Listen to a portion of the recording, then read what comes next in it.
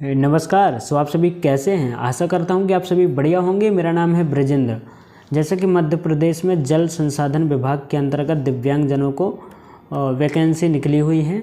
तो आज की इस वीडियो पर मैं आप सभी को बताने वाला हूं कि जो जल संसाधन विभाग का फॉर्म है उसको भरेंगे कैसे। बिल्कुल आपको A to Z बताने वाला हूं कि उस फॉर्म को आप सही से भरेंगे कैसे, क्योंकि काफ़ी हमारे दिव्यांगजनों का भी कमेंट्स आया था और कहा था कि आप फॉर्म भर कर भी बता दीजिए कि फॉर्म कैसे भरेंगे।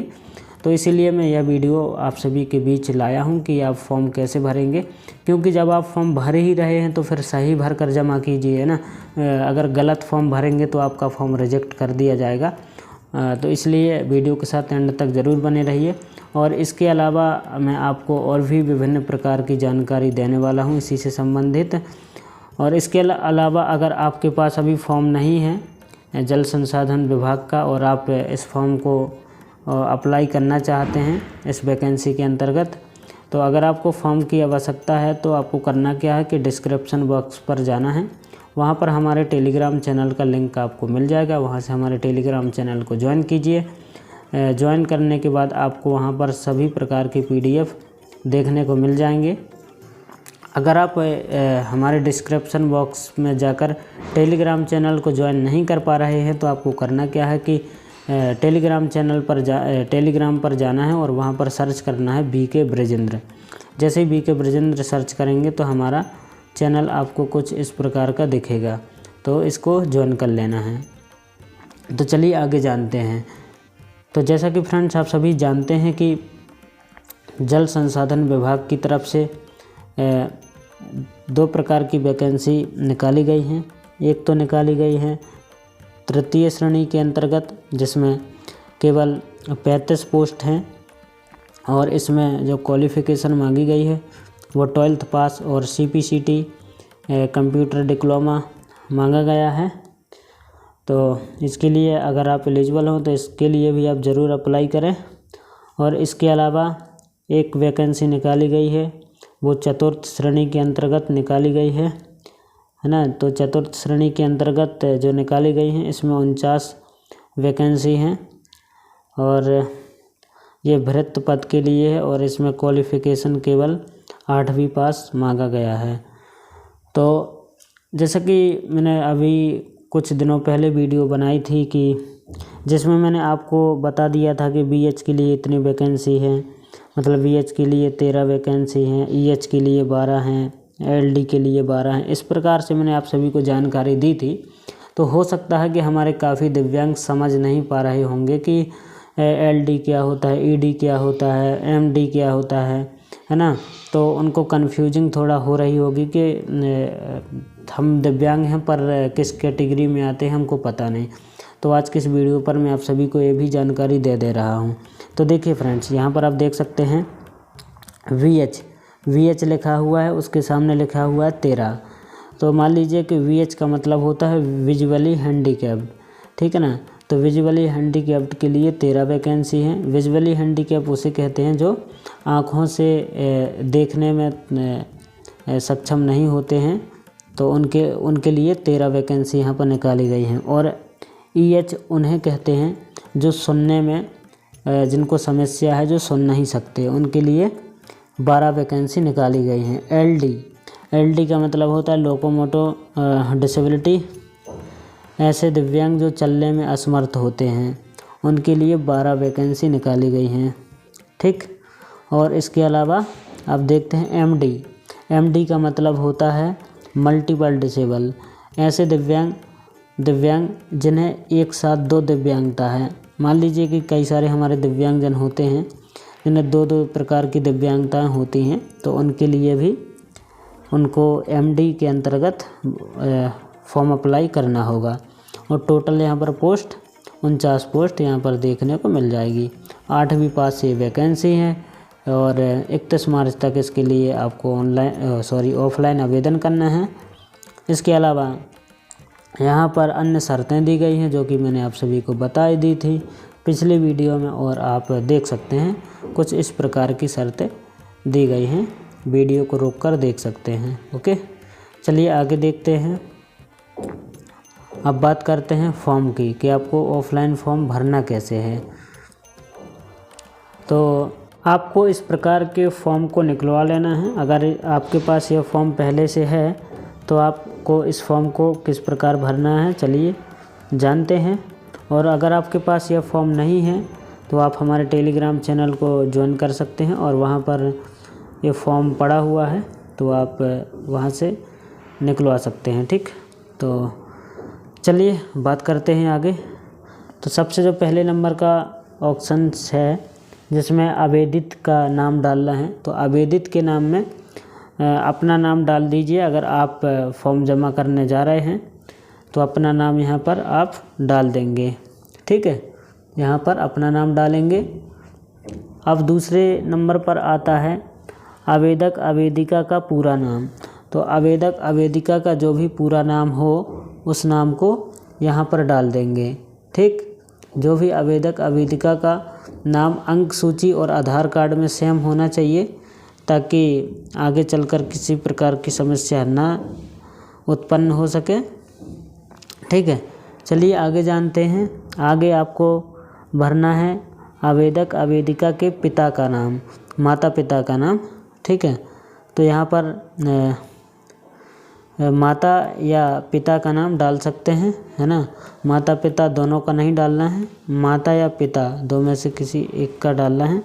पिताजी का डालिएगा। चलिए आगे बात करते हैं।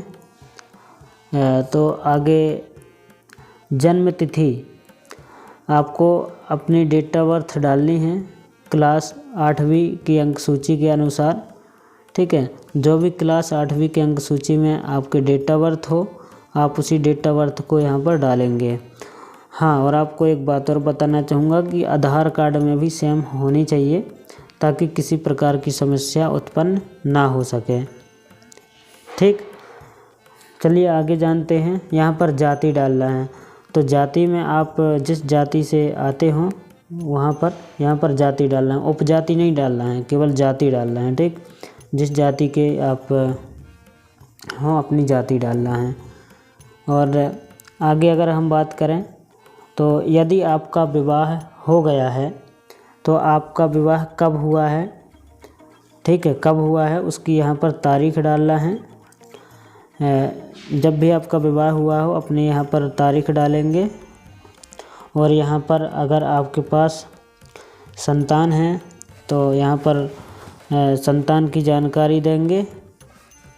ठीक है, और इसके अलावा नीचे अगर हम और आएंगे तो यहाँ पर आपको डाकघर का पता देना है, वर्तमान डाकघर का पता। तो आपके आसपास में जो भी डाकघर है तो उसका पता आप यहाँ पर लिख देंगे। ठीक है ना। क्या है कि भविष्य में अगर आपका सिलेक्शन होता है तो आपको इसी डाकघर में जो भी कार्यालय से पत्र आएंगे तो इसी डाकघर के माध्यम से आएंगे। तो इसलिए ऐसा डाकघर दें कि डाकघर का पता दें कि जहाँ से आपके जो पत्र वगैरह हैं कार्यालय के वो आसानी से आ सकें। ठीक, यहाँ पर आपको देना है स्थायी पता। यहाँ पर स्थायी पता में आपको अपने आधार कार्ड में जो भी पता पड़ा हो उस पते को आप यहाँ पर दे सकते हैं। ठीक है, अब बात करते हैं आगे। यहाँ पर आपको देना दिनांक। तो यहाँ पर दिनांक में आपको ऐसा देना है कि मान लीजिए कि अगर आप आज फॉर्म भर रहे हैं यानी 20 को भर रहे हैं या 22 को भर रहे हैं या 23 को, जब भी फॉर्म भर रहे हैं तो आपको 23 तारीख से आपका जब जन्म हुआ था उसको यहाँ पर काउंट करके यहाँ पर डालना है। ठीक है ना। आपको जन्म तिथि नहीं डालनी है, अभी से लेकर आपका जब जन्म हुआ था तो कितने वर्ष के हो चुके हैं और कितने महीने के हो चुके हैं और कितने दिन के हो चुके हैं उसकी जानकारी यहाँ पर आपको डालनी है। ठीक है, अब नीचे आते हैं तो यहाँ पर आपको रोजगार कार्यालय का जीवित पंजीयन क्रमांक तथा रोजगार कार्यालय का नाम यहाँ पर आपको डालना है।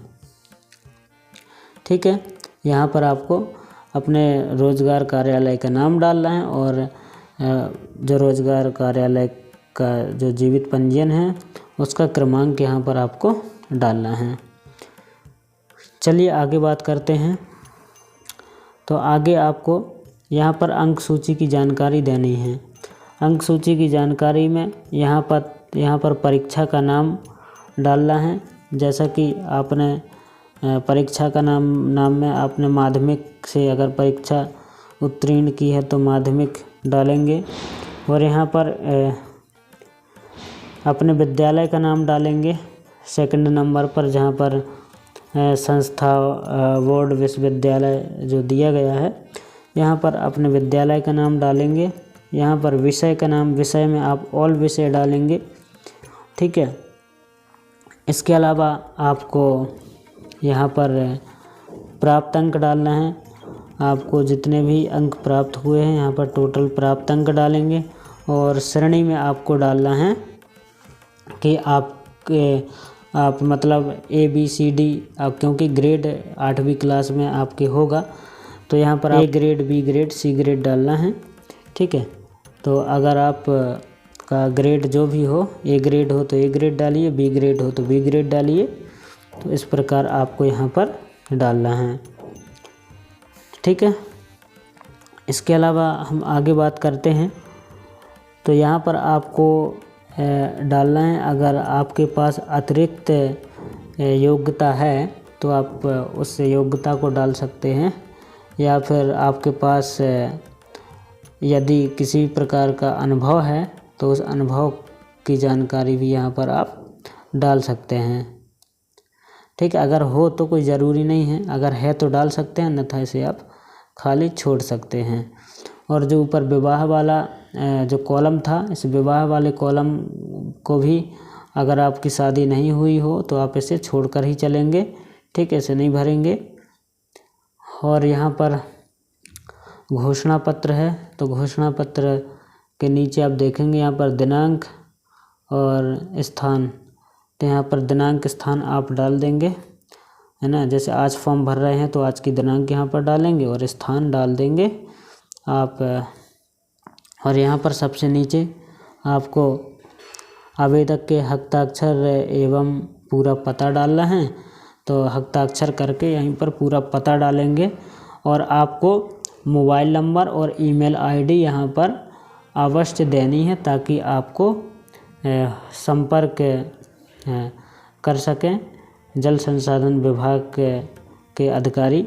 जब भी आपसे संपर्क करेंगे तो आपको मेल करेंगे या आपको कॉल करेंगे, तो इसलिए आपको अपना फ़ोन नंबर और ईमेल आईडी अवश्य देनी है, क्योंकि उन्होंने अन्य शर्तों में भी स्पष्ट रूप से कहा है मोबाइल नंबर और ईमेल आईडी को देने के लिए। तो आपको ईमेल आईडी और फ़ोन नंबर अवश्य देना है। और यहाँ पर आपको ऊपर देखेंगे तो यहाँ पर रंगीन फ़ोटो लगाना है, ठीक है। यहाँ पर रंगीन फ़ोटो लगाना है आपको। आपके पास रंगीन फ़ोटो होगी तो उस रंगीन फ़ोटो को आप यहाँ पर लगा दीजिएगा। और आपको जो यहाँ पर ऊपर पता दिया गया है, इस पते पर ही आपको अपने डॉक्यूमेंट्स और अपना जो ये फॉर्म है उसे भेजना है।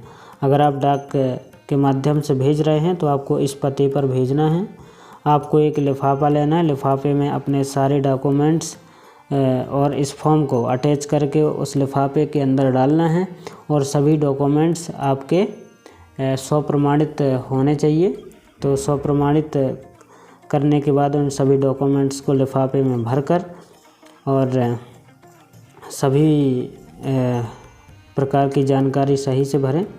इसके अलावा डॉक्यूमेंट्स में आपको आय, जाति, निवास, ठीक है, और फ़ोटो, रंगीन फ़ोटो फॉर्म में लगानी है।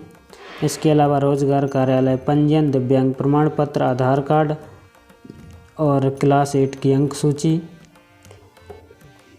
और अगर इसके अलावा आपको कुछ नहीं करना है, सभी फॉर्म स्वप्रमाणित होने चाहिए। और अगर आप उस कार्यालय में जमा करने जा रहे हैं तो आप स्वयं जमा करने जा सकते हैं, या फिर इस दिए गए पते पर पोस्ट भी कर सकते हैं। अगर पोस्ट करें तो स्पीड पोस्ट करें, ताकि आपके डॉक्यूमेंट्स समय से पहले कार्यालय में पहुंच सकें। तो इसके अलावा अगर आपके पास कोई और सवाल है तो मुझे कमेंट ज़रूर कीजिएगा।